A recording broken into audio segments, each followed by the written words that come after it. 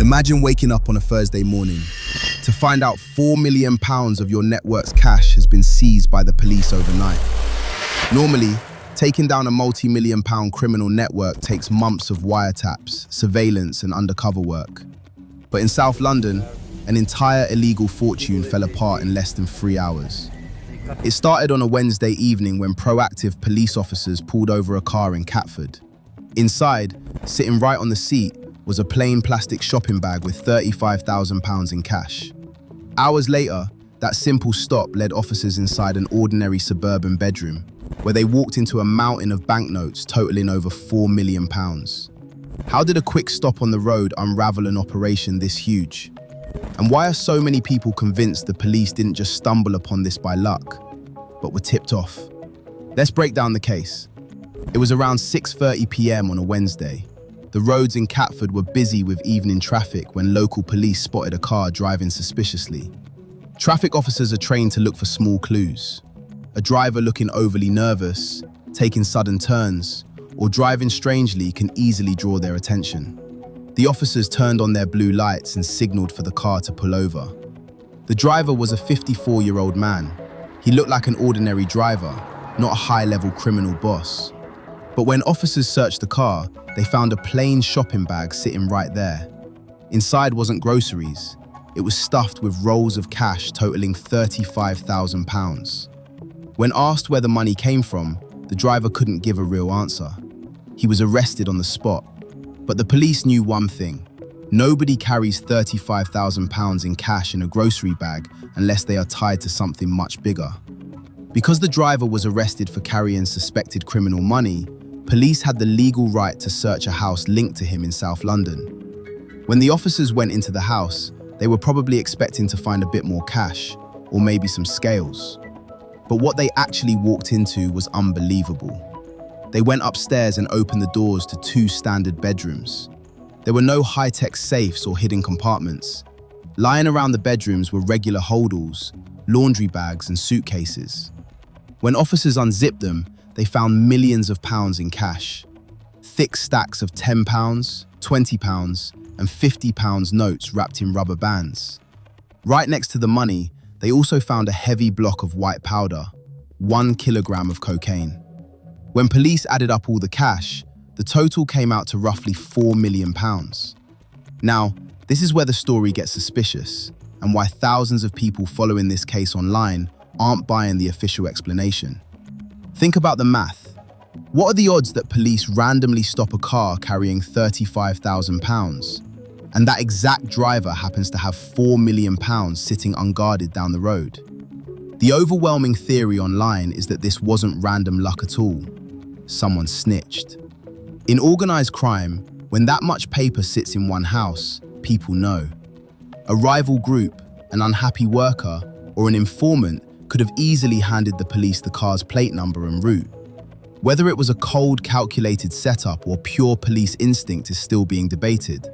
Let me know in the comments if you think someone talked. But even if someone did tip off the cops, it leads to an even bigger question. How do you actually hide £4 million in cash in a normal house without getting caught? If you look at major National Crime Agency or Met Police bus from the past, finding this much cash sitting out in the open is almost unheard of. In most high-level criminal trials brought to UK courts, when police seize millions of pounds, the money is usually found alongside commercial note-counting machines, industrial vacuum sealers, or concealed inside specialized hidden compartments. Security at this level is usually the #1 priority for any high-value operation. That's why this South London discovery shocked even senior investigators. The fact that £4 million in cash and a kilo of cocaine were recovered from basic holdalls and suitcases in ordinary bedrooms shows a complete lack of basic security.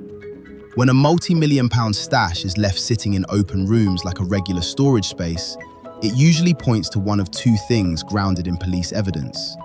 Either the people managing the property became completely complacent, believing they were entirely off the police radar, or the sheer volume of cash coming in from the streets was moving faster than they could process it. So, where does the 54-year-old driver go from here? And what happens to all that money? The driver remains in custody while forensic teams test every bag, note wrapper, and phone for DNA and fingerprints. But here is the massive plot twist that most true crime breakdowns completely miss. This £4 million is almost certainly just a fraction of the total operation.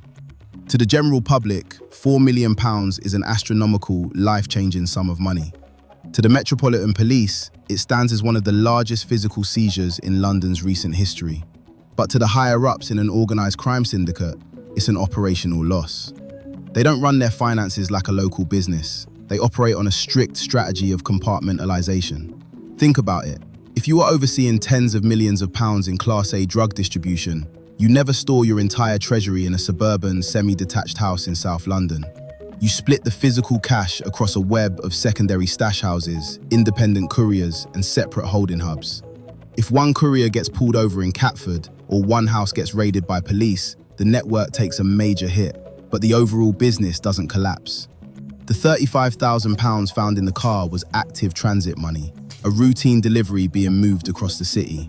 The £4 million sitting in the Catford bedrooms was a local liquidity buffer, cash waiting to be counted, processed, and funneled up the chain. But the syndicate's real capital? It's already moved far beyond physical bills. The vast majority of profits from an operation this size are converted almost immediately through multi-layered laundering networks, trade-based money schemes, crypto wallets, shell corporations, and high-value physical assets. So while this raid took £4 million off the streets of South London, the masterminds running the network are likely already writing it off as a cost of doing business. The 54-year-old driver is facing years behind bars. The cash is heading straight to court forfeiture proceedings, and the Met Police scored a massive public win. But as long as the demand remains, another stash house will open, another courier will take the wheel, and the cycle continues. What do you think?